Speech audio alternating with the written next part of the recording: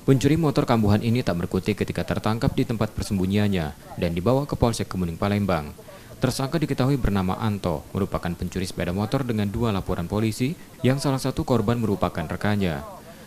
Cara tersangka melakukan kejahatannya dengan meminta korban untuk mengantarkannya ke suatu tempat. Namun tersangka menurunkan korban sebelum sampai tujuan dan kabur membawa sepeda motor. Cara lain dipakai tersangka menghadang korban yang masih remaja dan memaksa korban turun dari sepeda motornya.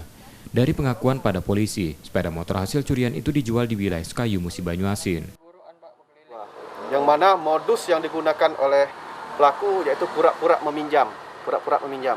Namun yang satunya ketika dia pinjam, si pemilik motor melawan, melawan sehingga terjadi tarik-tarikan dan dorong oleh pelaku.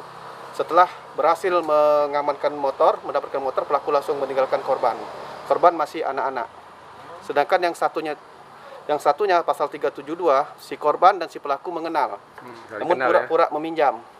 Si pelaku sudah tahu di mana tempatnya yang harus ditinggalkannya karena ada jalan kecil, karena tidak bisa berdua sehingga diturunkanlah si korban.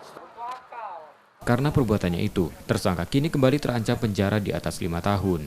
Reski Oktora, Muklas Diferensial, Kompas TV, Palembang, Sumatera Selatan.